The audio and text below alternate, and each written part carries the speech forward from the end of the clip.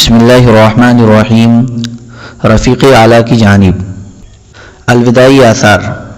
جب دعوت دین مکمل ہو گئی اور عرب کی نکیل اسلام کے ہاتھ میں آ گئی تو رسول اللہ صلی اللہ علیہ وسلم کے جذبات و احساسات، احوال و ظروف اور گفتار و کردار سے ایسی علامات نمودار ہونا شروع ہوئیں جن سے معلوم ہوتا تھا کہ اب آپ صلی اللہ علیہ وسلم اس حیات مستعار کو اور اس جہان فانی کے باشندگان کو الوداع کہنے والے ہیں۔ مثلا آپ صلی اللہ علیہ وسلم نے رمضان سن 10 ہجری میں 20 دن اعتکاف فرمایا، جبکہ ہمیشہ 10 ہی دن اعتکاف فرمایا کرتے تھے۔ پھر حضرت جبرائیل علیہ السلام نے آپ صلی اللہ علیہ وسلم کو سال 2 مرتبہ قرآن کا دور کرایا، جبکہ ہر سال ایک ہی مرتبہ دور کرایا کرتے تھے۔ آپ صلی اللہ علیہ وسلم نے حجۃ الوداع میں فرمایا، مجھے معلوم نہیں، شاید میں اس سال کے بعد اپنے اس مقام پر تم لوگوں سے کبھی نہ مل سکوں۔ جمرہ عقبہ کے پاس فرمایا، مجھ سے اپنے حج کے اعمال سیکھ لو کیونکہ میں اس سال کے بعد غالباً حج نہ کر سکوں گا۔ آپ صلی اللہ علیہ وسلم پر ایام تشریق کے وسط میں سورہ نصر نازل ہوئی اور اس سے آپ صلی اللہ علیہ وسلم نے سمجھ لیا کہ اب دنیا سے روانگی کا وقت آن پہنچا ہے اور یہ موت کی اطلاع ہے۔ اوائل سفر سن 11 ہجری میں آپ صلی اللہ علیہ وسلم دامن احد میں تشریف لے گئے اور شہداء کے لیے اس طرح دعا فرمائی گویا زندوں اور مردوں سے رخصت ہو رہے ہیں۔ پھر واپس آ کر منبر پر فروکش ہوئے اور فرمایا، میں تمہارا امیر کارواں ہوں اور تم پر گواہ ہوں، بخدا میں اس وقت اپنا حوض یعنی حوض کوثر دیکھ رہا ہوں، مجھے زمین اور زمین کے خزانوں کی کنجیاں عطا کی گئی ہیں، بخدا مجھے یہ خوف نہیں کہ تم میرے بعد شرک کرو گے، بلکہ اندیشہ اس کا ہے کہ دنیا طلبی میں باہم مقابلہ کرو گے۔ ایک روز نصف رات کو آپ صلی اللہ علیہ وسلم بقیع تشریف لے گئے اور اہل بقیع کے لیے دعائیں مغفرت کی۔ فرمایا، اے قبر والو، تم پر سلام، لوگ جس حال میں ہیں اس کے مقابل میں تمہیں وہ حال مبارک ہو جس میں تم ہو۔ فتنے تاریک رات کے ٹکڑوں کی طرح ایک کے پیچھے ایک چلے آ رہے ہیں اور بعد والا پہلے والے سے زیادہ برا ہے۔ اس کے بعد یہ کہہ کر اہل قبور کو بشارت دی کہ ہم بھی تم سے آ ملنے والے ہیں۔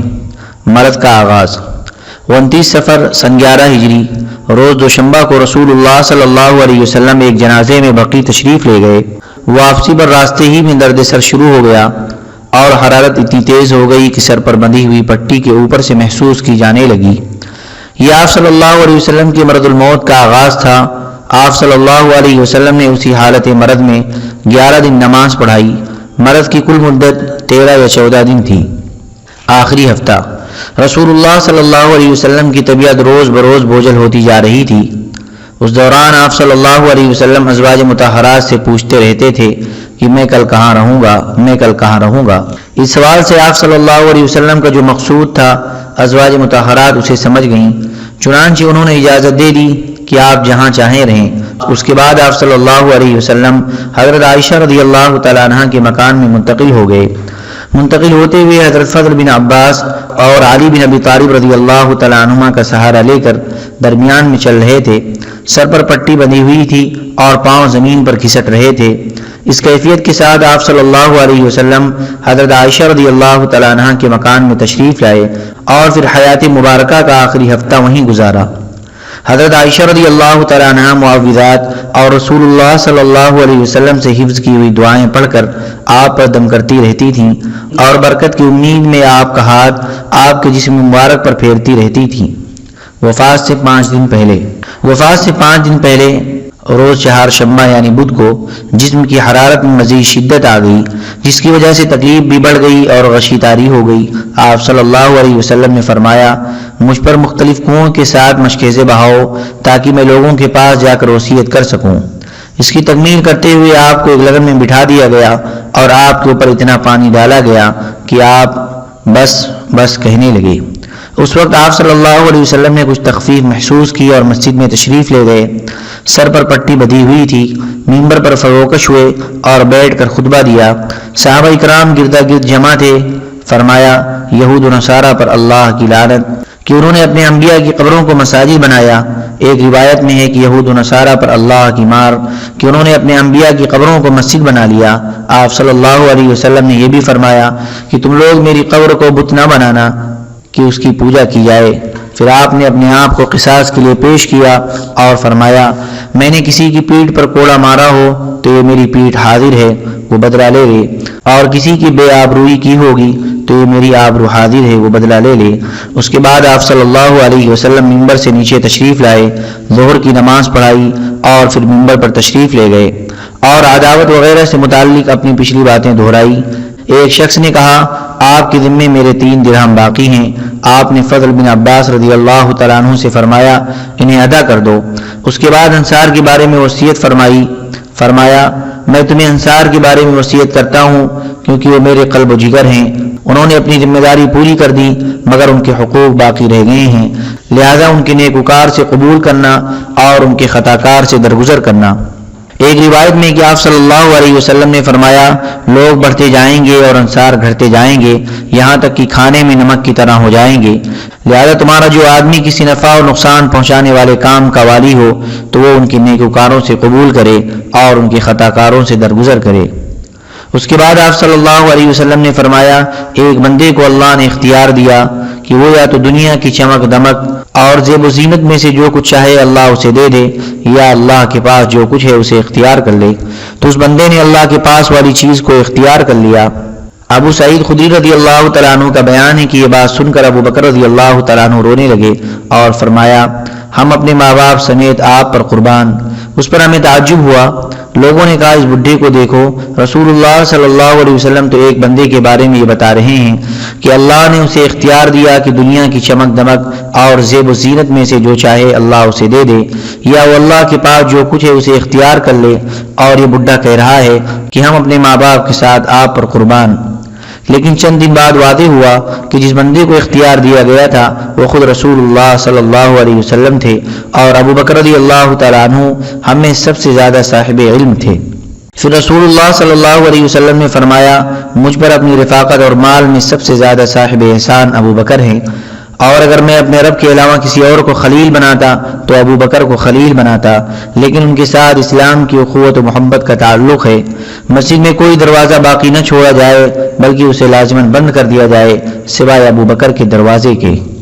4 دن پہلے وفات سے 4 دن پہلے جمعرات کو جبکہ آپ صلی اللہ علیہ وسلم سخت تکلیف سے دوچار تھے، فرمایا لاؤ میں تمہیں ایک تحریر لکھ دوں جس کے بعد تم لوگ کبھی گمراہ نہ ہوگے۔ اس وقت گھر میں کئی آدمی تھے جن میں حضرت عمر رضی اللہ تعالیٰ عنہ بھی تھے۔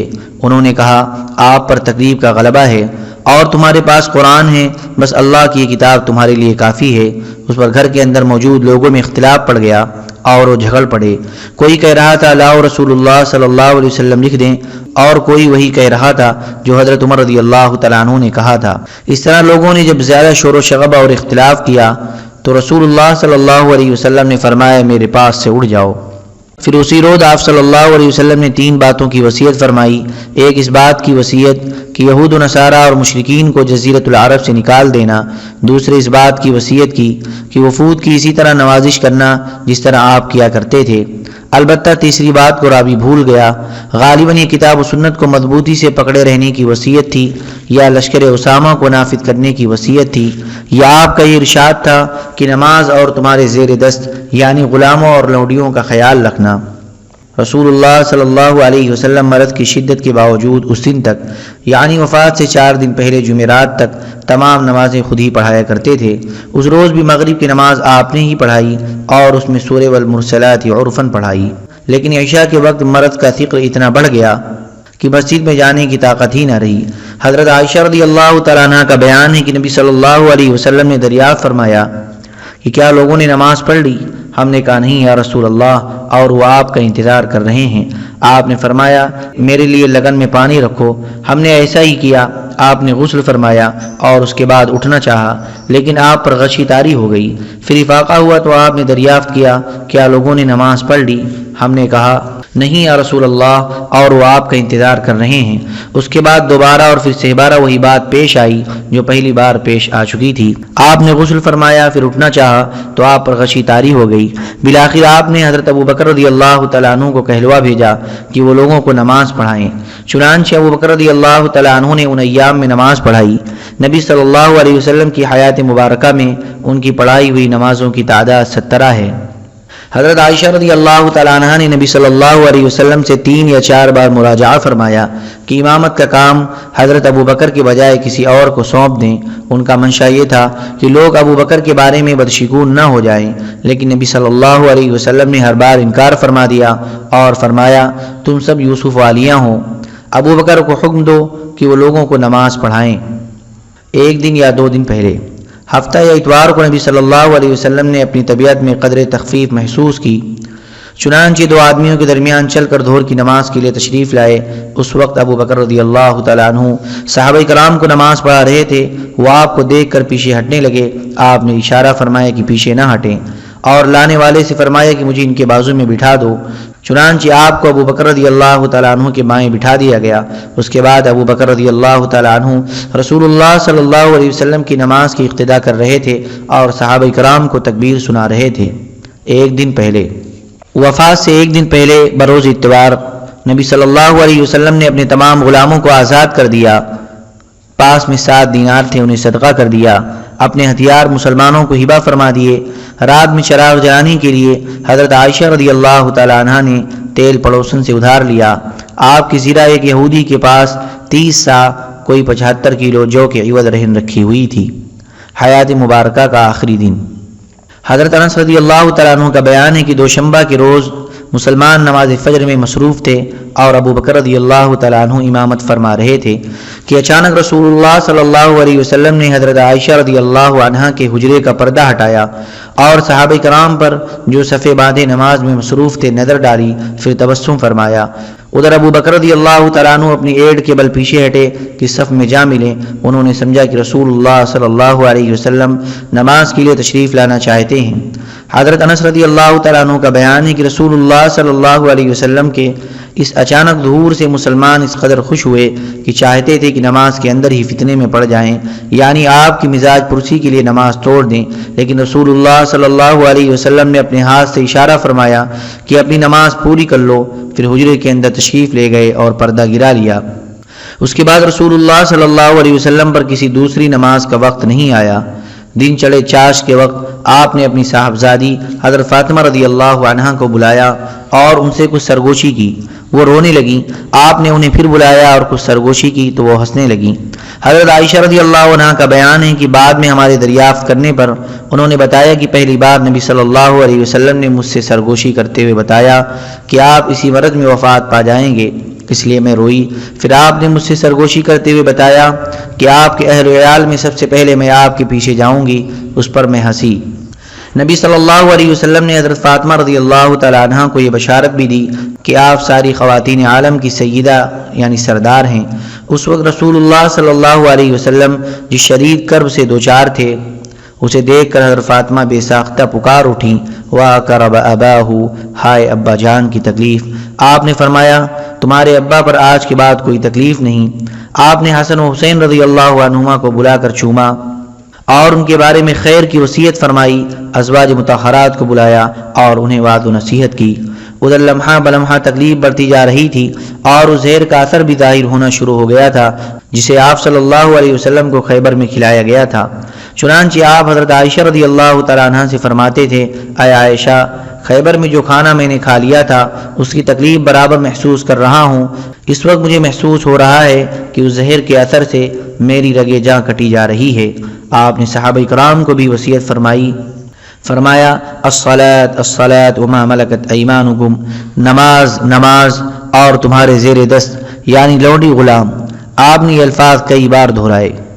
نزع رواں، پھر نزع کی حالت شروع ہو گئی اور حضرت عائشہ رضی اللہ تعالیٰ عنہ نے آپ صلی اللہ علیہ وسلم کی اپنے اوپر ٹیک لگوا دی۔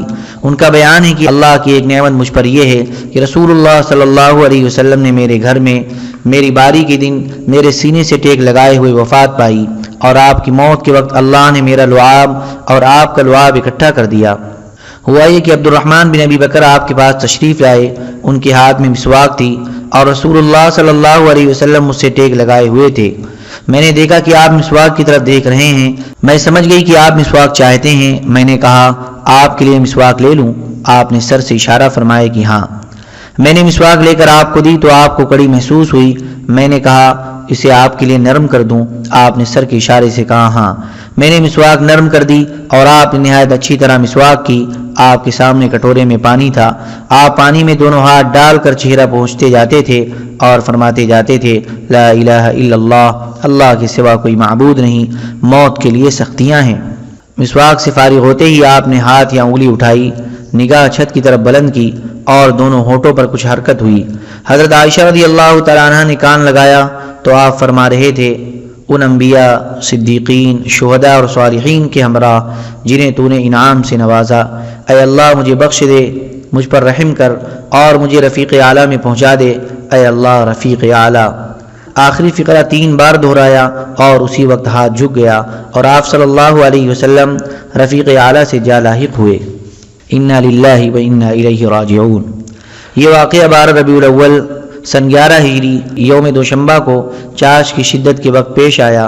اس وقت نبی صلی اللہ علیہ وسلم کی عمر 63 سال 4 دن ہو چکی تھی۔ غم ہائے بے کراں۔ اس حادثے دل فگار کی خبر فوراً پھیل گئی۔ اہل مدینہ پر کوہ غم ٹوٹ پڑا، آفاق و طراف تاریک ہو گئے۔ حضرت انس رضی اللہ تعالیٰ عنہ کا بیان ہے کہ جس دن رسول اللہ صلی اللہ علیہ وسلم ہمارے یہاں تشریف لائے اس سے بہتر اور تابناک دن میں نے کبھی نہیں دیکھا، اور جس دن رسول اللہ صلی اللہ علیہ وسلم نے وفات پائی اس سے زیادہ قبیح اور تاریک دن بھی میں نے کبھی نہیں دیکھا۔ آپ کی وفات پر حضرت فاطمہ رضی اللہ تعالیٰ عنہ نے فرط غم سے فرمایا یا ابتاہ اجاب ربا دعاہ یا ابتاہ من جنت الفردوس ماواہ یا ابتاہ الی جبریل ننعاہ۔ ہائے ابا جان جنہوں نے پروردگار کی پکار پر لبیک کہا، ہائے ابا جان جن کا ٹھکانہ جنت الفردوس ہے، ہائے ابا جان ہم جبرائیل کو آپ کی موت کی خبر دیتے ہیں۔ حضرت عمر رضی اللہ تعالیٰ عنہ کا موقف۔ وفات کی خبر سن کر حضرت عمر رضی اللہ تعالیٰ عنہ کے ہوش جاتے رہے۔ انہوں نے کھڑے ہو کر کہنا شروع کیا، کچھ منافقین سمجھتے ہیں کہ رسول اللہ صلی اللہ علیہ وسلم کی وفات ہو گئی، لیکن حقیقت یہ ہے کہ رسول اللہ صلی اللہ علیہ وسلم کی وفات نہیں ہوئی، بلکہ آپ اپنے رب کے پاس تشریف لے گئے ہیں، جس طرح موسیٰ بن عمران علیہ السلام تشریف لے گئے تھے اور اپنی قوم سے 40 رات غائب رہ کر ان کے پاس پھر واپس آ گئے تھے، حالانکہ واپسی سے پہلے کہا جا رہا تھا کہ وہ انتقال کر چکے ہیں۔ خدا کی قسم رسول اللہ صلی اللہ علیہ وسلم بھی ضرور پلٹ کر آئیں گے اور ان لوگوں کے ہاتھ پاؤں کاٹ ڈالیں گے جو سمجھتے ہیں کہ آپ کی موت واقع ہو چکی ہے۔ حضرت ابو بکر رضی اللہ تعالیٰ عنہ کا موقف۔ ادھر حضرت ابو بکر رضی اللہ تعالیٰ عنہ سنح میں واقع اپنے مکان سے گھوڑے پر سوار ہو کر تشریف لائے اور اتر کر مسجد نبوی میں داخل ہوئے، پھر لوگوں سے کوئی بات کیے بغیر سیدھے حضرت عائشہ رضی اللہ عنہا کے پاس گئے اور رسول اللہ صلی اللہ علیہ وسلم کا قصد فرمایا۔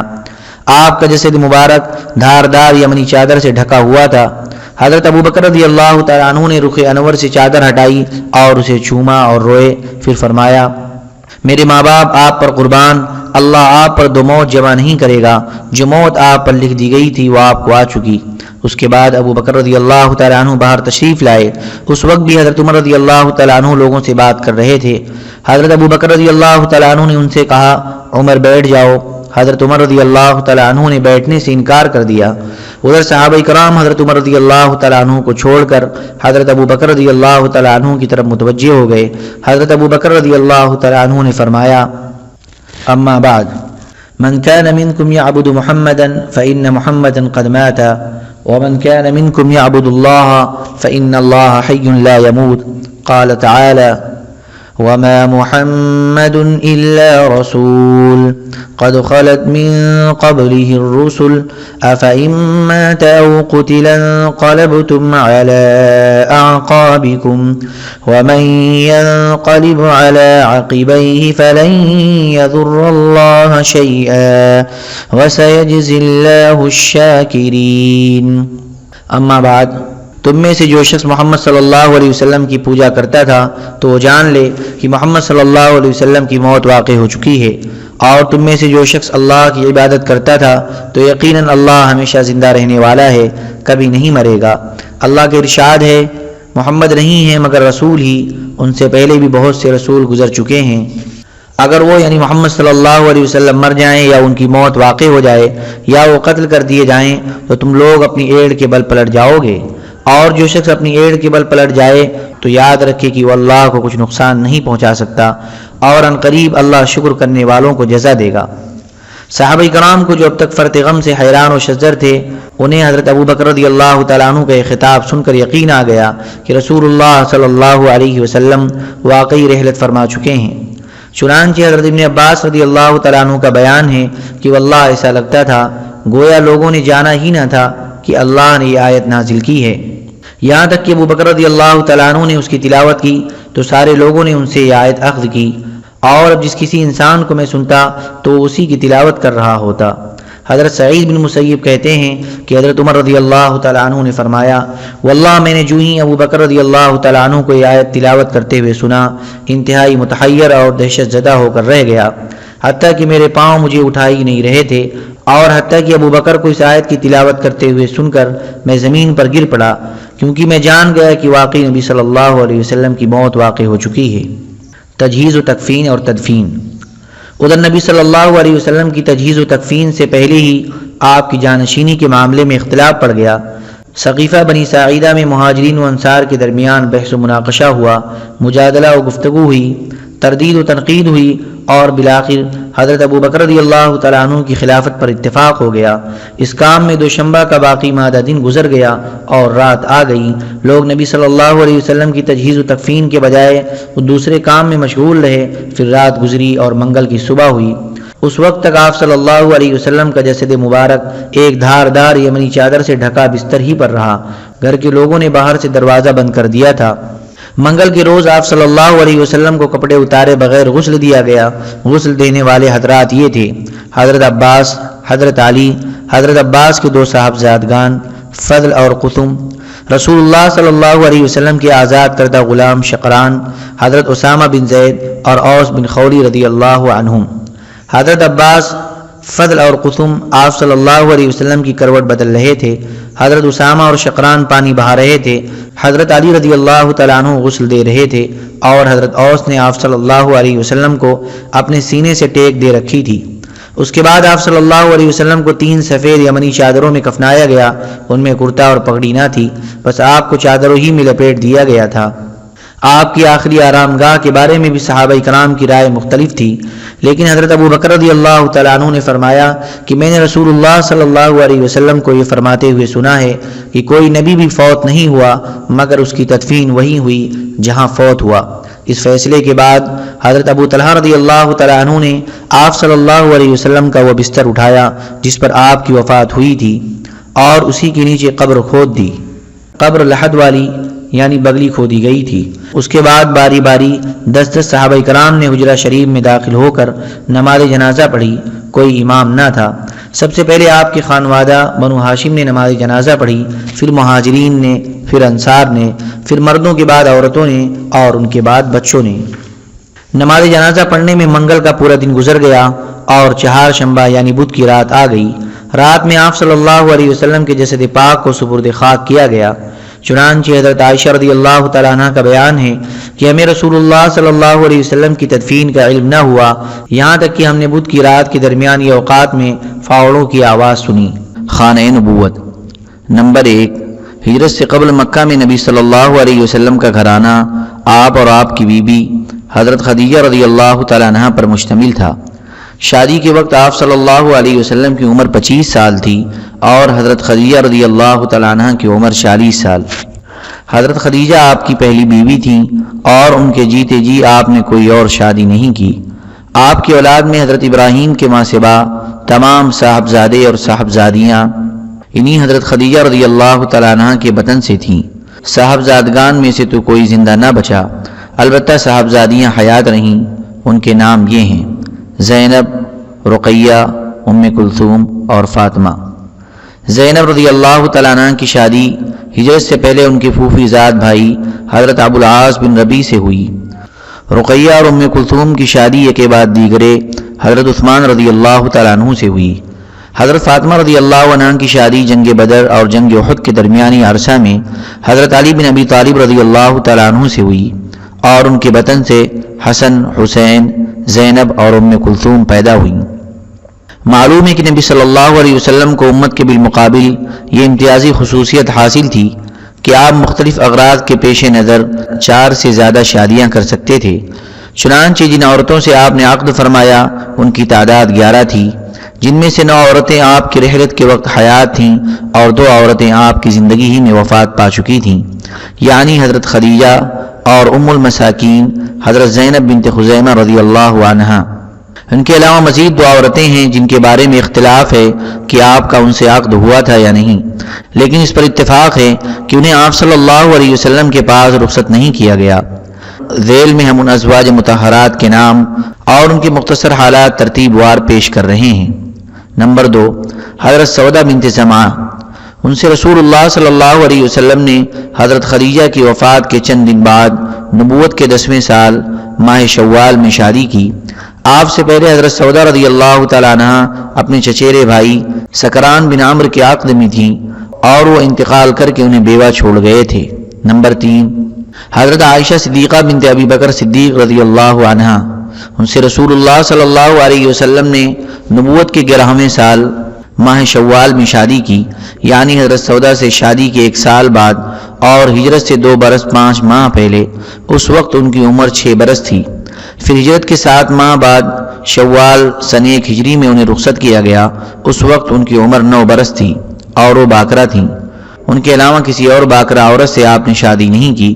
حضرت عائشہ رضی اللہ تعالیٰ عنہ آپ کی سب سے محبوب بیوی تھیں اور امت کی عورتوں میں علی الاطلاق سب سے زیادہ فقیہ اور صاحب علم تھیں۔ نمبر 4، حضرت حفصہ بنت عمر بن خطاب رضی اللہ عنہ۔ ان کے پہلے شوہر خنیس بن حذافہ سہمی رضی اللہ تعالیٰ عنہ تھے، جو بدر اور احد کے درمیانی عرصہ میں رحلت کر گئے اور وہ بیوہ ہو گئیں۔ پھر رسول اللہ صلی اللہ علیہ وسلم نے ان سے شادی کر لی۔ شادی کا یہ واقعہ سن 3 ہجری کا ہے۔ نمبر 5، حضرت زینب بنت خزیمہ رضی اللہ عنہا۔ یہ قبیلہ بنو ہلال بن عامر بن صعصعہ سے تعلق رکھتی تھیں۔ مسکینوں پر رحم و مروت اور رقت و رافت کے سبب ان کا لقب ام المساکین پڑ گیا تھا۔ یہ حضرت عبداللہ بن جحش کے عقد میں تھیں۔ وہ جنگ احد میں شہید ہو گئے تو رسول اللہ صلی اللہ علیہ وسلم نے سن 4 ہجری میں ان سے شادی کر لی، مگر صرف 8 ماہ رسول اللہ صلی اللہ علیہ وسلم کی زوجیت میں رہ کر وفات پا گئیں۔ نمبر 6، ام سلمہ ہند بنت ابی امیہ رضی اللہ عنہا۔ یہ ابو سلمہ رضی اللہ عنہ کے عقد میں تھیں۔ جمادی الاخرہ سن 4 ہجری میں حضرت ابو سلمہ کا انتقال ہو گیا تو ان کے بعد شوال سن 4 ہجری میں رسول اللہ صلی اللہ علیہ وسلم نے ان سے شادی کر لی۔ نمبر 7، زینب بنت جحش بن ریاب رضی اللہ عنہ۔ یہ قبیلہ بنو اسد بن خزیمہ سے تعلق رکھتی تھیں اور رسول اللہ صلی اللہ علیہ وسلم کی پھوپھی کی صاحبزادی تھیں۔ ان کی شادی پہلے حضرت زید بن حارثہ رضی اللہ تعالیٰ عنہ سے ہوئی تھی، جنہیں رسول اللہ صلی اللہ علیہ وسلم کا بیٹا سمجھا جاتا تھا، لیکن حضرت زید سے نباہ نہ ہو سکا اور انہوں نے طلاق دے دی۔ خاتمہ عدت کے بعد اللہ تعالیٰ نے رسول اللہ صلی اللہ علیہ وسلم کو مخاطب کرتے ہوئے یہ آیت نازل فرمائی، فَلَمَّا قَضَى زَيْدٌ مِّنْهَا وَطَرًا زَوَّجْنَاكَهَا۔ جب زید نے ان سے اپنی ضرورت پوری کر لی تو ہم نے انہیں آپ کی زوجیت میں دے دیا۔ انہی کے تعلق سے سورہ احزاب کی مزید کئی آیات نازل ہوئیں جن میں متبنہ یعنی لے پالک کے قضیے کا 2 ٹوک فیصلہ کر دیا گیا۔ تفصیل آگے آ رہی ہے۔ حضرت زینب رضی اللہ تعالیٰ عنہ سے رسول اللہ صلی اللہ علیہ وسلم کی شادی ذی قعدہ سن 5 ہجری میں یا اس سے کچھ عرصہ پہلے ہوئی۔ نمبر 8، جویریہ بنت حارث رضی اللہ عنہ۔ ان کے والد قبیلہ خزاعہ کی شاخ بنو المستلق کے سردار تھے۔ حضرت جویریہ بنو المستلق کے قیدیوں میں لائی گئی تھیں اور حضرت ثابت بن قیس بن شماس رضی اللہ تعالیٰ عنہ کے حصے میں پڑی تھیں۔ انہوں نے حضرت جویریہ سے مکاتبت کر لی، یعنی ایک مقررہ رقم کے عوض آزاد کرنے کا معاملہ طے کر لیا۔ اس کے بعد رسول اللہ صلی اللہ علیہ وسلم نے ان کی طرف سے مقررہ رقم ادا فرما دی اور ان سے شادی کر لی۔ یہ شعبان سن 5 ہجری یا سن 6 ہجری کا واقعہ ہے۔ نمبر 9، ام حبیبہ رملہ بنت ابی سفیان رضی اللہ عنہا۔ یہ عبیداللہ بن جحش کے عقد میں تھیں اور اس کے ساتھ ہجرت کر کے حبشہ بھی گئی تھیں، لیکن عبیداللہ نے وہاں جانے کے بعد مرتد ہو کر عیسائی مذہب قبول کر لیا اور پھر وہیں انتقال کر گیا، لیکن ام حبیبہ اپنے دین اور اپنی ہجرت پر قائم رہیں۔ جب رسول اللہ صلی اللہ علیہ وسلم نے محرم سن 7 ہجری میں عمرو بن امیہ ضمری کو اپنا خط دے کر نجاشی کے پاس بھیجا تو نجاشی کو یہ پیغام بھی دیا کہ ام حبیبہ سے آپ کا نکاح کر دے۔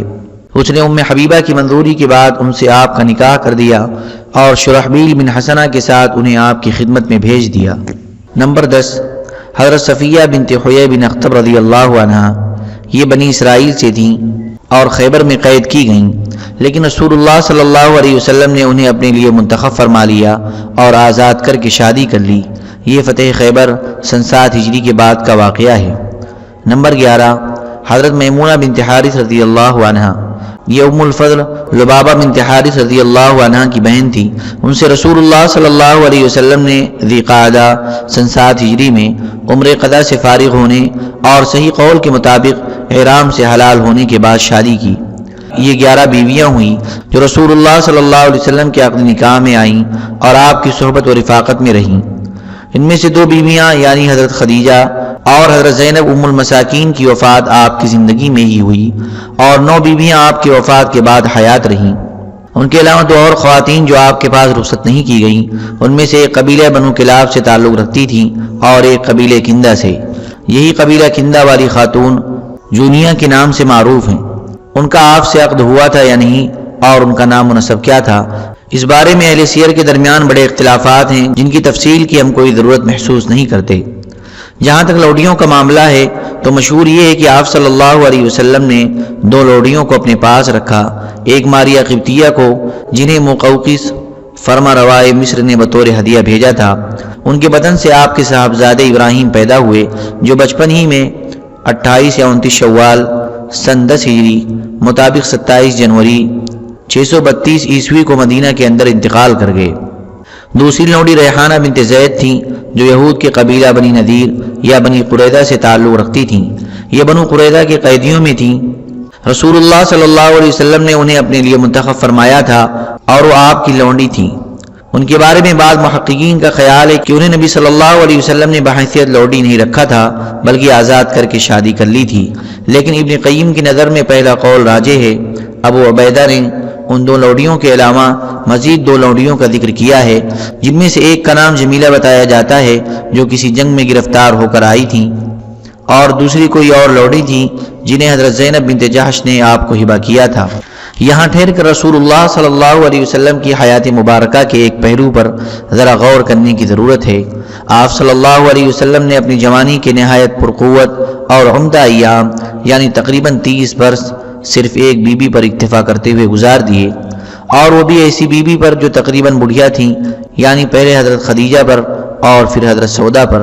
تو کیا یہ تصور کسی بھی درجے میں معقول ہو سکتا ہے کہ اس طرح اتنا عرصہ گزار دینے کے بعد جب آپ بڑھاپے کی دہلیز پر پہنچ گئے تو آپ کے اندر یکایک جنسی قوت اس قدر بڑھ گئی کہ آپ کو پے در پہ 9 شادیاں کرنی پڑیں؟ جی نہیں۔ آپ کی زندگی کے ان دونوں حصوں پر نظر ڈالنے کے بعد کوئی بھی ہوش مند آدمی اس تصور کو معقول تسلیم نہیں کرتا۔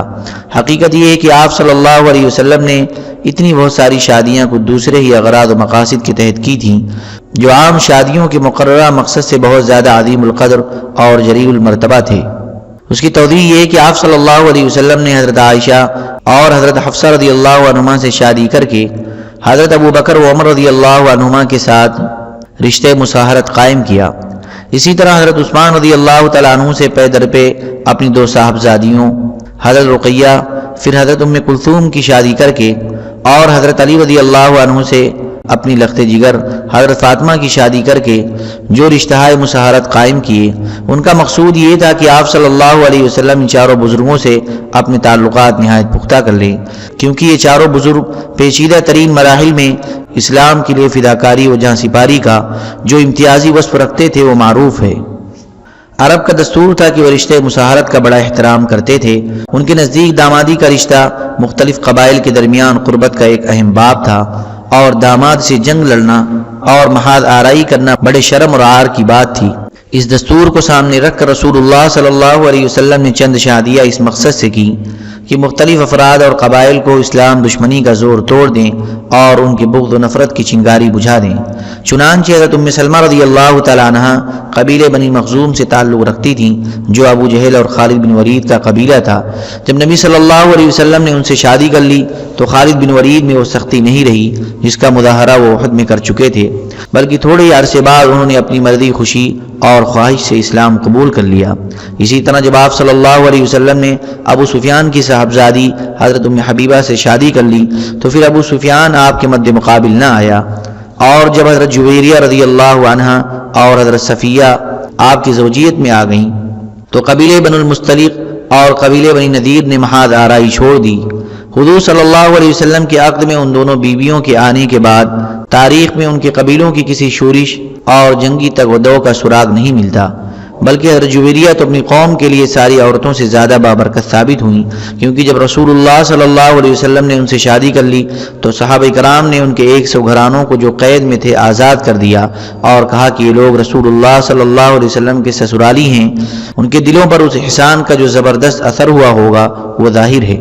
ان سب سے بڑی اور عظیم بات یہ ہے کہ رسول اللہ صلی اللہ علیہ وسلم ایک انگھڑ قوم کو تربیت دینے، اس کا تزکیہ نفس کرنے اور تہذیب و تمدن سکھانے پر مامور تھے، جو تہذیب و ثقافت سے، تمدن کے لوازمات کی پابندی سے اور معاشرے کی تشکیل و تعمیر میں حصہ لینے کی ذمہ داریوں سے بالکل ناآشنا تھے، اور اسلامی معاشرے کی تشکیل جن اصولوں کی بنیاد پر کرنی تھی ان میں مردوں اور عورتوں کی اختلاط کی گنجائش نہ تھی، لہذا عدم اختلاط کی اس اصول کی پابندی کرتے ہوئے عورتوں کی براہ راست تربیت نہیں کی جا سکتی تھی، حالانکہ ان کی تعلیم و تربیت کی ضرورت مردوں سے کچھ کم اہم اور ضروری نہ تھی بلکہ کچھ زیادہ ہی ضروری تھی۔ اس لیے نبی صلی اللہ علیہ وسلم کے پاس صرف ایک سبیل رہ گئی تھی کہ آپ صلی اللہ علیہ وسلم مختلف عمر اور لیاقت کی اتنی عورتوں کو منتخب فرما لیں جو اس مقصد کے لیے کافی ہوں، پھر آپ صلی اللہ علیہ وسلم انہیں تعلیم و تربیت دیں، ان کا تزکیہ نفس فرما دیں، انہیں احکام شریعت سکھلا دیں اور اسلامی تہذیب و ثقافت سے اس طرح آراستہ کر دیں کہ وہ دیہاتی اور شہری، بوڑھی اور جوان، ہر طرح کی عورتوں کی تربیت کر سکیں اور انہیں مسائل شریعت سکھا سکیں اور اس طرح عورتوں میں تبلیغ کی مہم کے لیے کافی ہو سکیں۔ چنانچہ ہم دیکھتے ہیں کہ نبی صلی اللہ علیہ وسلم کی خانگی حالات کو امت تک پہنچانے کا صحرا زیادہ تر انہیں امہات المؤمنین ہی کے سر ہے، ان میں بالخصوص وہ امہات المؤمنین جنہوں نے طویل عمر پائی، مثال کے طور پر حضرت عائشہ رضی اللہ عنہا کہ انہوں نے نبی صلی اللہ علیہ وسلم کے افعال و اقوال خوب روایت کیے ہیں۔ نبی صلی اللہ علیہ وسلم کا نکاح ایک ایسی جاہلی رسم توڑنے کے لیے بھی عمل میں آیا تھا جو عرب معاشرے میں پشتہا پشت سے چلی آ رہی تھی اور بڑی پختہ ہو چکی تھی۔ یہ رسم تھی کسی کو متبنہ بنانے کی، متبنہ کو جاہلی دور میں وہی حقوق اور حرمتیں حاصل تھیں جو حقیقی بیٹے کو ہوا کرتی ہے۔ پھر یہ دستور اور اصول عرب معاشرے میں اس قدر جڑ پکڑ چکا تھا کہ اس کا مٹانا آسان نہ تھا، لیکن یہ اصول ان بنیادوں اور اصولوں سے نہایت سختی کے ساتھ ٹکراتا تھا جنہیں اسلام نے نکاح، طلاق، میراث اور دوسرے معاملات میں مقرر فرمایا تھا۔ اس کے علاوہ جاہلیت کے اصول اپنے دامن میں بہت سے ایسے مفاسد اور فواحش بھی لیے ہوئے تھا جن سے معاشرے کو پاک کرنا اسلام کے اولین مقاصد میں سے تھا، لہذا اس جاہلی اصول کو توڑنے کے لیے اللہ تعالیٰ نے رسول اللہ صلی اللہ علیہ وسلم کی شادی حضرت زینب بنت جحش سے فرما دی۔ حضرت زینب پہلے حضرت زید کے عقد میں تھیں جو رسول اللہ صلی اللہ علیہ وسلم کے متبنہ یعنی منہ بولے بیٹے تھے، مگر دونوں میں نباہ مشکل ہو گیا اور حضرت زید نے طلاق دینے کا ارادہ کر لیا۔ یہ وقت تھا جب تمام کفار رسول اللہ صلی اللہ علیہ وسلم کے خلاف محاذ آرا تھے اور جنگی خندق کے لیے جمع ہونے کی تیاری کر رہے تھے۔ ادھر اللہ تعالیٰ کی طرف سے متبنہ بنانے کی رسم کے خاتمے کے اشارات مل چکے تھے، اسی لیے رسول اللہ صلی اللہ علیہ وسلم کو بجا طور پر یہ اندیشہ پیدا ہو گیا کہ اگر انہی حالات میں حضرت زید نے طلاق دے دی اور پھر آپ کو حضرت زینب سے شادی کرنی پڑی تو منافقین، مشرکین اور یہود بات کا بتنگڑ بنا کر آپ کے خلاف سخت پروپیگنڈا کریں گے اور سادہ لوگ مسلمانوں کو طرح طرح کے وسوسوں میں مبتلا کر کے ان پر برے اثرات ڈالیں گے۔ اس لیے آپ صلی اللہ علیہ وسلم کی کوشش تھی کہ حضرت زید طلاق نہ دیں تاکہ اس کی سرے سے نوبت ہی نہ آئے، لیکن اللہ تعالیٰ کو یہ بات پسند نہ آئی اور اس نے آپ صلی اللہ علیہ وسلم پر محبت آمیز عتاب فرمایا۔ ارشاد ہوا وَإِذْ تَقُولُ لِلَّذِي أَنْعَمَ اللَّهُ عَلَيْهِ وَأَنْعَمْتَ عَلَيْهِ أَمْسِكْ عَلَيْكَ زَوْجَكَ واتق الله وتخفي في نفسك ما الله مبديه وتخشى الناس والله أحق أن تخشى۔ اور جب آپ اس شخص سے کہہ رہے تھے جس پر اللہ نے انعام کیا اور آپ نے انعام کیا یعنی حضرت زید سے کہ تم اپنے اوپر اپنی بیوی کو روک رکھو اور اللہ سے ڈرو، اور آپ اپنے نفس میں وہ باتیں چھپائے ہوئے تھے جسے اللہ ظاہر کرنے والا تھا اور آپ لوگوں سے ڈر رہے تھے، حالانکہ اللہ زیادہ مستحق تھا کہ آپ اس سے ڈرتے۔ بالآخر حضرت زید نے حضرت زینب کو طلاق دے ہی دی۔ پھر ان کی عدت گزر گئی تو ان سے رسول اللہ صلی اللہ علیہ وسلم کی شادی کا فیصلہ نازل ہوا۔ اللہ نے آپ پر یہ نکاح لازم کر دیا اور کوئی اختیار اور گنجائش نہیں چھوڑی تھی۔ اس سلسلے میں نازل ہونے والی آیت کریمہ یہ ہے: فَلَمَّا قَضَى زَيْدٌ مِّنْهَا وَطَرًا زَوَّجْنَاكَهَا لِكَيْ لَا يَكُونَ عَلَى الْمُؤْمِنِينَ حَرَجٌ فِي أَزْوَاجِ أَدْعِيَائِهِمْ إِذَا قَضَوْا مِنْهُنَّ وَطَرًا۔ جب زید نے ان سے اپنی ضرورت پوری کر لی تو ہم نے اس کی شادی آپ سے کر دی تاکہ مومنین پر اپنے منہ بولے بیٹوں کی بیویوں پر کوئی حرج نہ رہ جائے، جبکہ وہ منہ بولے بیٹے ان سے اپنی حاجت پوری کر لیں۔ اس کا مقصد یہ تھا کہ منہ بولے بیٹوں سے متعلق جاہلی اصول عملاً بھی توڑ دیا جائے، جس طرح اس سے پہلے اس ارشاد کے ذریعے قولاً توڑا جا چکا تھا: ادعوہم لآبائہم هو اقسط عند اللہ۔ انہیں ان کی باپ کی نسبت سے پکارو، یہی اللہ کے نزدیک زیادہ انصاف کی بات ہے۔ ما كان محمد ابا احد من رجالكم ولكن رسول الله وخاتم النبيين۔ محمد تمہارے مردوں میں سے کسی کے باپ نہیں ہیں بلکہ اللہ کے رسول اور خاتم النبیین ہیں۔ اس موقع پر یہ بات بھی یاد رکھنی چاہیے کہ جب معاشرے میں کوئی رواج اچھی طرح جل پکڑ لیتا ہے تو محض بات کے ذریعے اسے مٹانا یا اس میں تبدیلی لانا بیشتر اوقات ممکن نہیں ہوا کرتا، بلکہ جو شخص اس کے خاتمے یا تبدیلی کا داعی ہو اس کا عملی نمونہ موجود رہنا بھی ضروری ہو جاتا ہے۔ صلح حدیبیہ کے موقع پر مسلمانوں کی طرف سے جس حرکت کا ظہور ہوا اس سے اس حقیقت کی بخوبی وضاحت ہوتی ہے۔ اس موقع پر کہاں تو مسلمانوں کی فداکاری کا یہ عالم تھا کہ جب عروہ بن مسعود ثقفی نے انہیں دیکھا تو دیکھا کہ رسول اللہ صلی اللہ علیہ وسلم کا تھوک اور کھنکار بھی ان میں سے کسی نہ کسی صحابی کے ہاتھ ہی میں پڑ رہا ہے، اور جب آپ وضو فرماتے ہیں تو صحابہ کرام آپ کے وضو سے گرنے والا پانی لینے کے لیے اس طرح ٹوٹ پڑ رہے ہیں کہ معلوم ہوتا ہے کہ آپس میں الجھ پڑیں گے۔ جی ہاں، یہ وہی صحابہ کرام تھے جو درخت کے نیچے موت یا عدم فرار پر بیعت کرنے کے لیے ایک دوسرے سے سبقت لے جا رہے تھے، اور یہ وہی صحابہ کرام تھے جن میں ابو بکر و عمر رضی اللہ عنہما جیسے جانثار رسول بھی تھے، لیکن انہیں صحابہ کو جو آپ پر مٹنا اپنے انتہائی سعادت و کامیابی سمجھتے تھے، جب آپ صلی اللہ علیہ وسلم نے صلح کا معاہدہ طے کر لینے کے بعد حکم دیا کہ اٹھ کر اپنے حد یعنی قربانی کے جانور ذبح کریں تو آپ صلی اللہ علیہ وسلم کے حکم کی بجاوری کے لیے کوئی ٹس سے مس نہ ہوا، یہاں تک کہ آپ صلی اللہ علیہ وسلم قلق و اضطراب سے دوچار ہو گئے، لیکن حضرت ام سلمہ رضی اللہ عنہا نے آپ کو مشورہ دیا کہ آپ اٹھ کر چپ چاپ اپنا جانور ذبح کر دیں، اور آپ نے ایسا ہی کیا تو ہر شخص آپ کے طرز عمل کی پیروی کے لیے دوڑ پڑا اور تمام صحابہ کرام نے لپک لپک کر اپنے جانور ذبح کر دیے۔ اس واقعے سے سمجھا جاتا ہے کہ کسی پختہ رواج کو مٹانے کے لیے قول اور عمل کے اثرات میں کتنا زیادہ فرق ہے، اس لیے متبنہ کا جاہلی اصول عملی طور پر توڑنے کے لیے آپ صلی اللہ علیہ وسلم کا نکاح آپ کے منہ بولے بیٹے حضرت زید کی مطلقہ سے کرایا گیا۔ اس نکاح کا عمل میں آنا تھا کہ منافقین نے آپ کے خلاف نہایت وسیع پیمانے پر جھوٹا پروپیگنڈا شروع کر دیا اور طرح طرح کی وسوسے اور افواہیں پھیلائیں، جس کے کچھ نہ کچھ اثرات سادہ لوگ مسلمانوں پر بھی پڑے۔ اس پروپیگنڈے کو تقویت پہنچانے کے لیے ایک شرعی پہلو بھی منافقین کے ہاتھ آ گیا تھا کہ حضرت زینب آپ کی 5ویں بیوی تھیں، جبکہ مسلمان بیک وقت 4 بیویوں سے زیادہ کی حلت جانتے ہی نہ تھے۔ ان سب کے علاوہ پروپیگنڈے کی اصل جان یہ تھی کہ حضرت زید رسول اللہ صلی اللہ علیہ وسلم کے بیٹے سمجھے جاتے تھے اور بیٹے کی بیوی سے شادی بڑی فحشکاری خیال کی جاتی تھی۔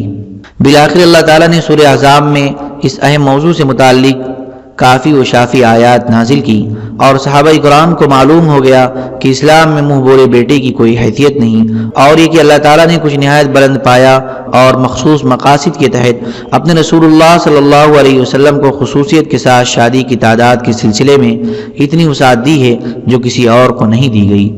امہات المؤمنین کے ساتھ رسول اللہ صلی اللہ علیہ وسلم کی رہائش نہایت شریفانہ، باعزت، بلند پایا اور عمدہ انداز کی تھی۔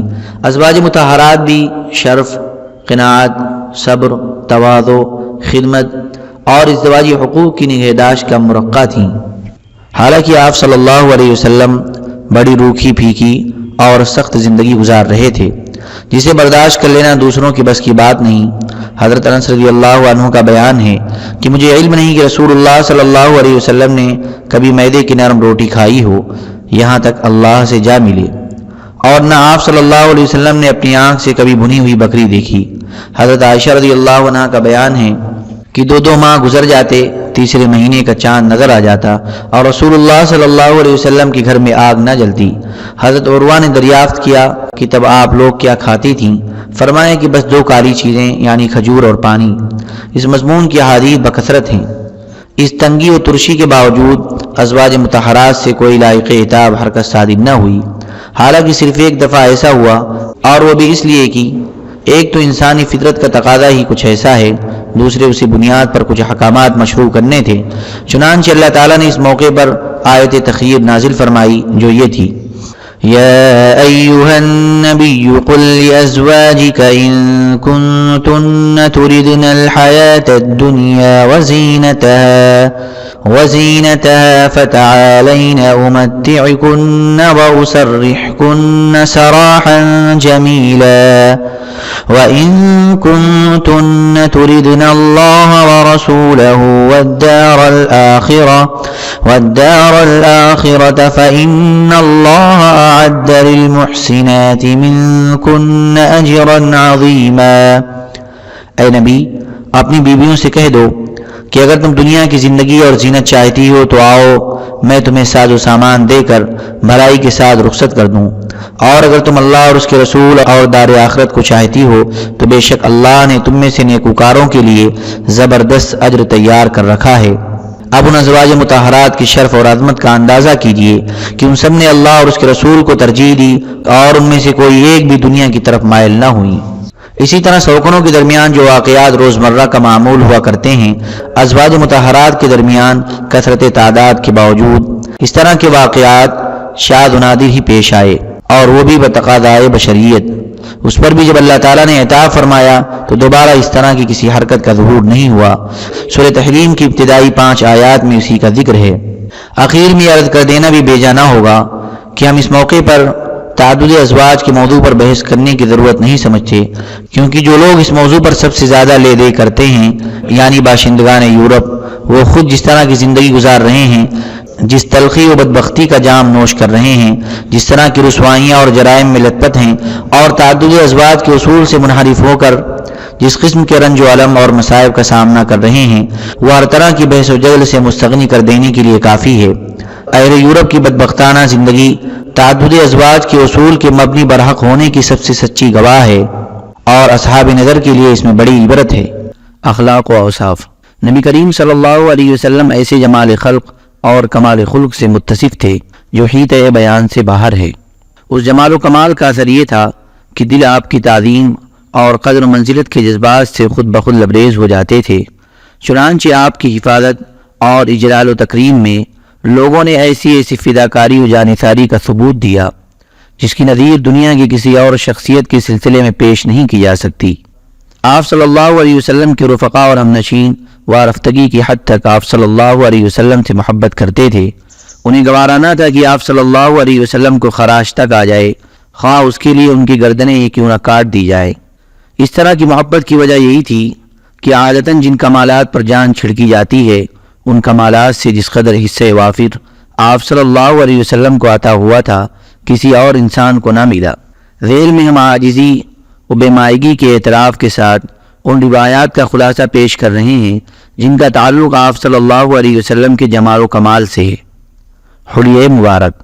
ہجرت کے وقت رسول اللہ صلی اللہ علیہ وسلم معبد خزاعیہ کے خیمے سے گزرے تو اس نے آپ کی روانگی کے بعد اپنے شوہر سے آپ صلی اللہ علیہ وسلم کے حلیہ مبارک کا جو نقشہ کھینچا تھا وہ یہ ہے: چمکتا رنگ، تابدار چہرہ، خوبصورت ساخ، نہ تودے پن کا عیب نہ گنجے پن کی خامی، جمال جہاں تاب کے ساتھ ڈھلا ہوا پیکر، سرمگی آنکھیں، لمبی پلکیں، بھاری آواز، لمبی گردن، سفید و سیاہ آنکھیں، سیاہ سرمگی پلکیں، باریک اور باہم ملے ہوئے ابرو، چمکدار کالے بال، خاموش ہو تو باوقار، گفتگو کریں تو پرکشش، دور سے دیکھنے میں سب سے تابناک و پرجمال، قریب سے سب سے خوبصورت اور شیریں، گفتگو میں چاشنی بات واضح اور دو ٹوک، نہ مختصر نہ فضول، انداز ایسا کہ گویا لڑی سے موتی جھڑ رہے ہیں، درمیانہ قد، نہ ناٹا کی نگاہ میں نہ جچے، نہ لمبا کی ناگوار لگے،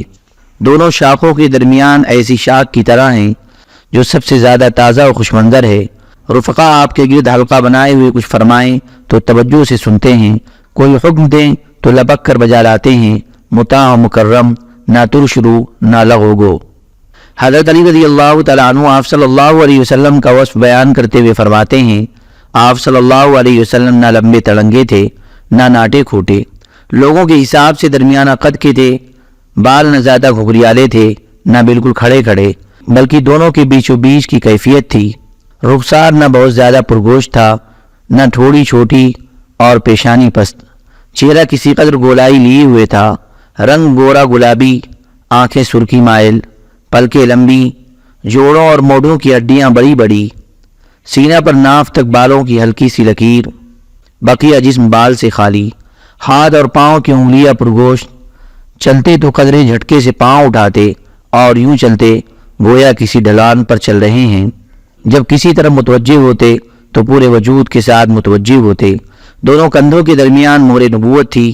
آپ صلی اللہ علیہ وسلم سارے انبیاء کے خاتم تھے، سب سے زیادہ سخی دست اور سب سے بڑھ کر جرأت مند، سب سے زیادہ صادق اللہجہ اور سب سے بڑھ کر عہد و پیمان کے پابند وفا، سب سے زیادہ نرم طبیعت اور سب سے شریف ساتھی تھے۔ جو آپ صلی اللہ علیہ وسلم کو اچانک دیکھتا ہیبت زدہ ہو جاتا، جو جان پہچان کے ساتھ ملتا محبوب رکھتا۔ آپ کا وصف بیان کرنے والا یہی کہہ سکتا ہے کہ میں نے آپ صلی اللہ علیہ وسلم سے پہلے اور آپ صلی اللہ علیہ وسلم کے بعد آپ جیسا نہیں دیکھا۔ حضرت علی رضی اللہ تعالیٰ عنہ کی ایک روایت میں کہ آپ صلی اللہ علیہ وسلم کا سر بڑا تھا، جوڑوں کی ہڈیاں بھاری بھاری تھیں، سینے پر بالوں کی لمبی لکیر تھی، جب آپ چلتے تو قدرے جھک کر چلتے گویا کسی ڈھلوان سے اتر رہے ہیں۔ حضرت جابر بن سمرہ رضی اللہ تعالیٰ عنہ کا بیان ہے کہ آپ صلی اللہ علیہ وسلم کا دہانہ کشادہ تھا، آنکھیں ہلکی سرخی لیے ہوئے اور ایڑیاں باریک۔ حضرت ابو طفیل کہتے ہیں کہ آپ صلی اللہ علیہ وسلم گورے رنگ، پرملاحت چہرے اور میانہ قد و قامت کے تھے۔ حضرت انس بن مالک رضی اللہ تعالیٰ عنہ کا ارشاد ہے کہ آپ صلی اللہ علیہ وسلم کی ہتھیلیاں کشادہ تھیں اور رنگ چمکدار، نہ خالص سفید نہ گندم گو۔ وفات کے وقت تک سر اور چہرے کے 20 بال بھی سفید نہ ہوئے تھے، صرف کنپٹی کے بالوں میں کچھ سفیدی تھی اور چند بال سر کے سفید تھے۔ حضرت ابو جحیفہ کہتے ہیں کہ میں نے آپ صلی اللہ علیہ وسلم کے نچلے ہونٹ کے نیچے انفقہ یعنی داڑھی کے بچے میں سفیدی دیکھی۔ حضرت عبداللہ بن بصر کا بیان ہے کہ آپ صلی اللہ علیہ وسلم کے انفقہ یعنی داڑھی بچہ میں چند بال سفید تھے۔ حضرت برا کا بیان ہے کہ آپ صلی اللہ علیہ وسلم کا پیکر درمیانی تھا، دونوں کندھوں کے درمیان دوری تھی، بال دونوں کانوں کی لو تک پہنچتے تھے۔ میں نے آپ صلی اللہ علیہ وسلم کو سرخ جوڑا زیب تن کیے ہوئے دیکھا، کبھی کوئی چیز آپ سے زیادہ خوبصورت نہ دیکھی۔ پہلے آپ صلی اللہ علیہ وسلم اہل کتاب کی موافقت پسند کرتے تھے، اس لیے بال میں کنگھی کرتے تو مانگ نہ نکالتے، لیکن بعد میں مانگ نکالا کرتے تھے۔ حضرت برا کہتے ہیں کہ آپ صلی اللہ علیہ وسلم کا چہرہ سب سے زیادہ خوبصورت تھا اور آپ کے اخلاق سب سے بہتر تھے۔ ان سے دریافت کیا گیا کہ کیا نبی صلی اللہ علیہ وسلم کا چہرہ تلوار جیسا تھا؟ انہوں نے کہا نہیں، بلکہ چاند جیسا تھا۔ ایک روایت میں کہ آپ کا چہرہ گول تھا۔ ربی بنت معاوض کہتی ہیں کہ اگر تم حضور کو دیکھتے تو لگتا کہ تم نے طلوع ہوتے ہوئے سورج کو دیکھا ہے۔ حضرت جابر بن سمرہ رضی اللہ تعالیٰ عنہ کا بیان ہے کہ میں نے ایک بار چاندنی رات میں آپ صلی اللہ علیہ وسلم کو دیکھا، آپ صلی اللہ علیہ وسلم پر سرخ جوڑا تھا۔ میں رسول اللہ صلی اللہ علیہ وسلم کو دیکھتا اور چاند کو دیکھتا، آخر اسی نتیجے پر پہنچا کہ آپ صلی اللہ علیہ وسلم چاند سے زیادہ خوبصورت ہیں۔ حضرت ابو ہریرہ رضی اللہ تعالیٰ عنہ کا بیان ہے کہ میں نے رسول اللہ صلی اللہ علیہ وسلم سے زیادہ خوبصورت کوئی چیز نہیں دیکھی، لگتا تھا سورج آپ صلی اللہ علیہ وسلم کے چہرے میں رواں دواں ہے، اور میں نے رسول اللہ صلی اللہ علیہ وسلم سے بڑھ کر کسی کو تیز رفتار نہیں دیکھا، لگتا تھا زمین آپ کے لیے لپیٹی جا رہی ہے۔ ہم تو اپنے آپ کو تھکا مارتے تھے اور آپ بالکل بے فکر۔ حضرت کعب بن مالک کا بیان ہے کہ جب آپ صلی اللہ علیہ وسلم خوش ہوتے تو چہرہ دمک اٹھتا، گویا چاند کا ایک ٹکڑا ہے۔ ایک بار آپ صلی اللہ علیہ وسلم حضرت عائشہ رضی اللہ تعالیٰ عنہ کے پاس تشریف فرما تھے، پسینہ آیا تو چہرے کی دھاریاں چمک اٹھیں۔ یہ کیفیت دیکھ کر حضرت عائشہ رضی اللہ تعالیٰ عنہ نے ابو کبیر خدری کا یہ شعر پڑھا، جب ان کے چہرے کی دھاریاں دیکھو تو وہ یوں چمکتی ہیں جیسے روشن بادل چمک رہا ہو۔ ابو بکر رضی اللہ تعالیٰ عنہ آپ کو دیکھ کر یہ شعر پڑھتے تھے، آپ امین ہیں، چنیدہ و برگزیدہ ہیں، خیر کی دعوت دیتے ہیں، گویا ماہ کامل کی روشنی ہے جس سے تاریکی آگ مچوری کھیل رہی ہے۔ حضرت عمر رضی اللہ تعالیٰ عنہ زہیر کا یہ شعر پڑھتے جو حرم بن سنان کے بارے میں کہا گیا تھا، اگر آپ بشر کے سوا کسی اور چیز سے ہوتے تو آپ ہی 14ویں کی رات کو روشن کرتے۔ پھر فرماتے کہ رسول اللہ صلی اللہ علیہ وسلم ایسے ہی تھے، جب آپ غضبناک ہوتے تو چہرہ سرخ ہو جاتا، گویا دونوں رخساروں میں دانے انار نچوڑ دیا گیا ہے۔ حضرت جابر بن سمرہ کا بیان ہے کہ آپ صلی اللہ علیہ وسلم کی پڈنیاں قدرے پتلی تھی اور آپ ہنستے تو صرف تبسم فرماتے، آنکھیں سرمگی تھیں، تم دیکھتے تو کہتے کہ آپ صلی اللہ علیہ وسلم نے آنکھوں میں سرما لگا رکھا ہے، حالانکہ سرما نہ لگا ہوا تھا۔ حضرت ابن عباس کا ارشاد ہے کہ آپ صلی اللہ علیہ وسلم کے آگے کے دونوں دانت الگ الگ تھے، جب آپ گفتگو فرماتے تو ان دانتوں کے درمیان سے نور جیسا نکلتا دکھائی دیتا۔ گردن گویا چاندی کی صفائی لیے ہوئے گڑیا کی گردن تھی، پلکیں طویل، داڑھی گھنی، پیشانی کشادہ، ابرو پیوستہ اور ایک دوسرے سے الگ، ناک اونچی، رخسار ہلکے، لبہ سے ناف تک چھڑی کی طرح دوڑا ہوا بال، اور اس کے سوا شکم اور سینے پر کہیں بال نہیں، البتہ بازو اور موڑوں پر بال تھے، شکم اور سینہ برابر، سینہ مسطح اور کشادہ، کلائیاں بڑی بڑی، ہتھیلیاں کشادہ، قد کھڑا، تلوے خالی، آدھا بڑے بڑے، جب چلتے تو جھٹکے کے ساتھ چلتے، قدرے جھکاؤ کے ساتھ آگے بڑھتے اور سہل رفتار سے چلتے۔ حضرت انس رضی اللہ تعالیٰ عنہ فرماتے ہیں کہ میں نے کوئی حریر و دیبا نہیں چھوا جو رسول اللہ صلی اللہ علیہ وسلم کی ہتھیلی سے زیادہ نرم ہو، اور نہ کبھی کوئی عنبر یا مشک یا کوئی ایسی خوشبو سونگھی جو رسول اللہ صلی اللہ علیہ وسلم کی خوشبو سے بہتر ہو۔ حضرت ابو جحیفہ رضی اللہ عنہ کہتے ہیں کہ میں نے آپ صلی اللہ علیہ وسلم کا ہاتھ اپنے چہرے پر رکھا تو وہ برف سے زیادہ ٹھنڈا اور مشک سے زیادہ خوشبودار تھا۔ حضرت جابر بن سمرہ جو بچے تھے کہتے ہیں آپ صلی اللہ علیہ وسلم نے میرے رخسار پر ہاتھ پھیرا تو میں نے آپ صلی اللہ علیہ وسلم کے ہاتھ میں ایسی ٹھنڈک اور ایسی خوشبو محسوس کی گویا آپ صلی اللہ علیہ وسلم نے اسے عطار کے عطردان سے نکالا ہے۔ حضرت انس کا بیان ہے کہ آپ صلی اللہ علیہ وسلم کا پسینہ گویا موتی ہوتا تھا، اور حضرت ام سلیم کہتی ہیں یہ پسینہ ہی سب سے عمدہ خوشبو ہوا کرتی تھی۔ حضرت جابر کہتے ہیں کہ آپ صلی اللہ علیہ وسلم کسی راستے سے تشریف لے جاتے اور آپ کے بعد کوئی اور گزرتا تو آپ کے جسم یا پسینہ کی خوشبو کی وجہ سے جان جاتا کہ آپ صلی اللہ علیہ وسلم یہاں سے تشریف لے گئے ہیں۔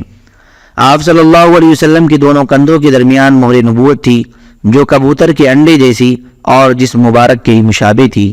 یہ بائیں کندھے کی کڑی یعنی نرم ہڈی کے پاس تھی، اس پر مسوں کی طرح تیلوں کا جمگھٹ تھا۔ کمال نفس اور مکارم اخلاق، نبی صلی اللہ علیہ وسلم فصاحت و بلاغت میں ممتاز تھے۔ آپ صلی اللہ علیہ وسلم طبیعت کی روانی، لفظ کے نکھار، فقروں کی جلالت، معانی کی صحت اور تکلف سے دوری کے ساتھ ساتھ جوامع الکلم یعنی جامع باتوں سے نوازے گئے تھے۔ آپ صلی اللہ علیہ وسلم کو نادر حکمتوں اور عرب کی تمام زبانوں کا علم عطا ہوا تھا، چنانچہ آپ صلی اللہ علیہ وسلم ہر قبیلے سے اس کی زبان اور محاوروں میں گفتگو فرماتے تھے۔ آپ میں بدوؤں کا زور بیان اور قوت تخاطب اور شعریوں کی شستگی الفاظ اور شگفتگی و شائستگی جمع تھی، اور وحی پر مبنی تائید ربانی الگ، بردباری، قوت برداشت، قدرت پا کر درگزر، مشکلات پر صبر، ایسے اوصاف تھے جن کے ذریعے اللہ تعالیٰ نے آپ صلی اللہ علیہ وسلم کی تربیت کی تھی۔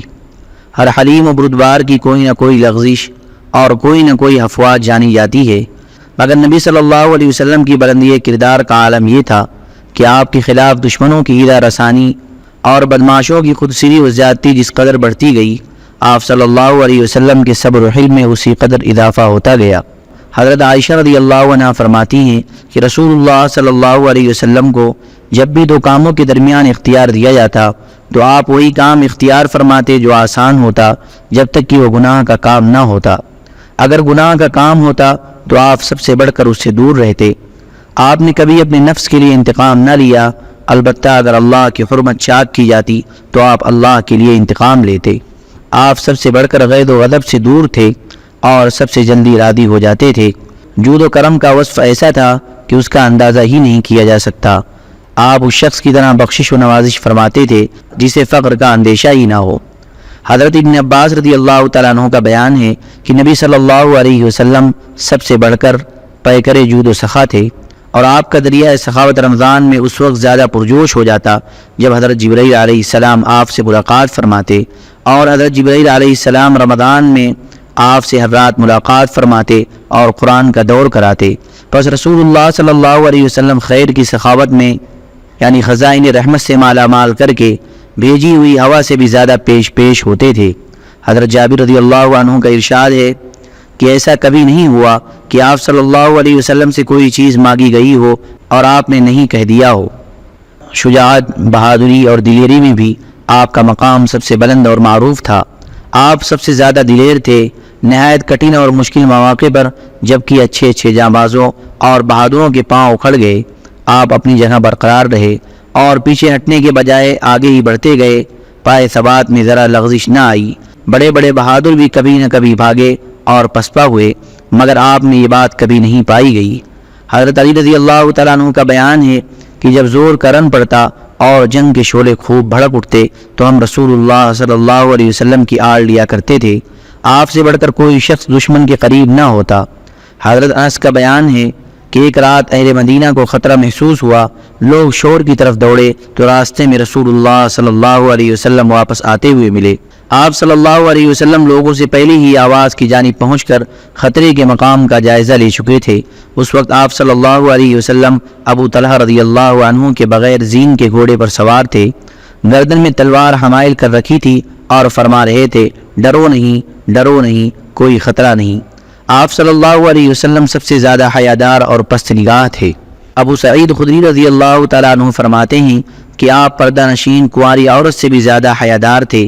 جب آپ کو کوئی بات ناگوار گزرتی تو چہرے سے پتہ لگ جاتا، اپنی نظریں کسی کے چہرے پر گاڑتے نہ تھے، نگاہ پست رکھتے تھے اور آسمان کی بنسبت زمین کی طرف نظر زیادہ دیر تک رہتی تھی، عموماً نیچی نگاہ سے تاکتے۔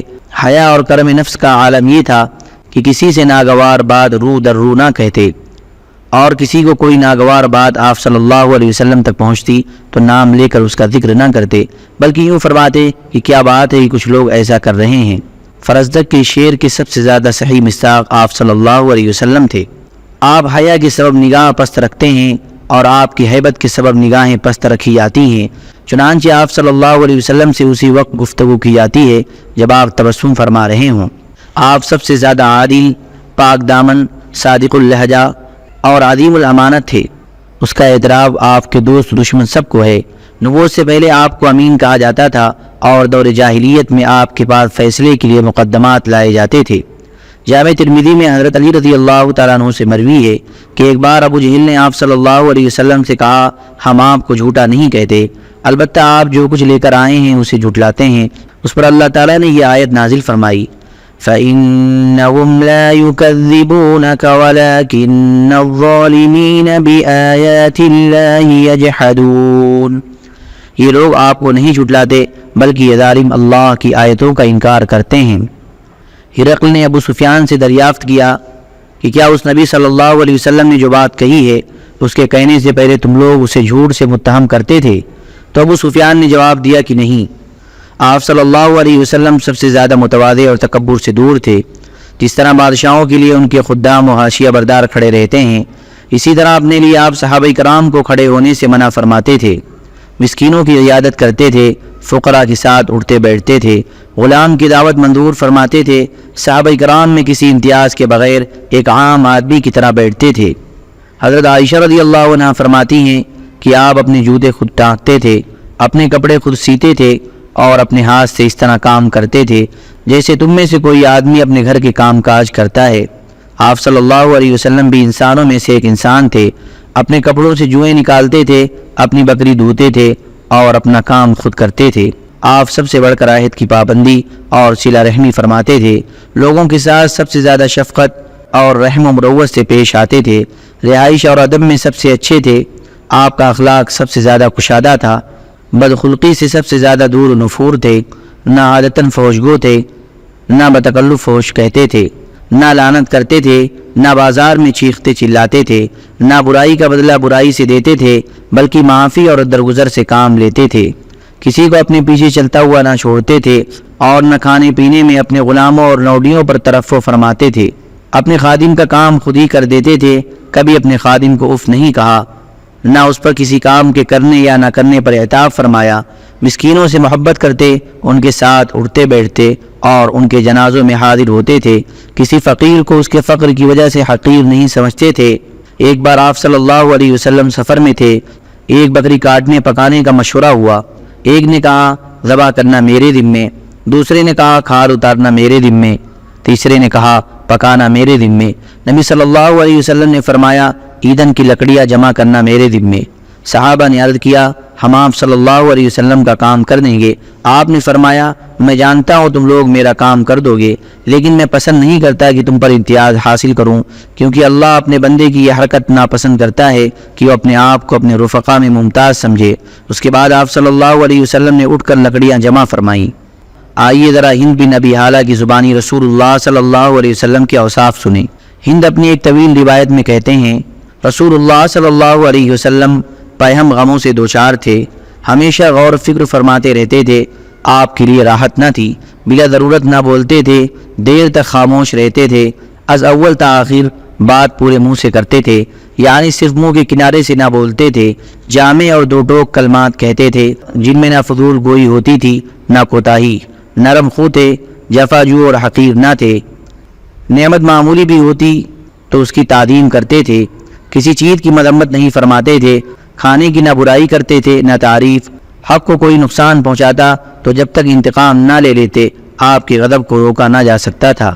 البتہ کشادہ دل تھے، اپنے نفس کے لیے نہ غضبناک ہوتے نہ انتقام لیتے، جب اشارہ فرماتے تو پوری ہتھیلی سے اشارہ فرماتے اور تعجب کے وقت ہتھیلی پلٹتے، جب غضبناک ہوتے تو رخ پھیر لیتے اور جب خوش ہوتے تو نگاہ پست فرماتے۔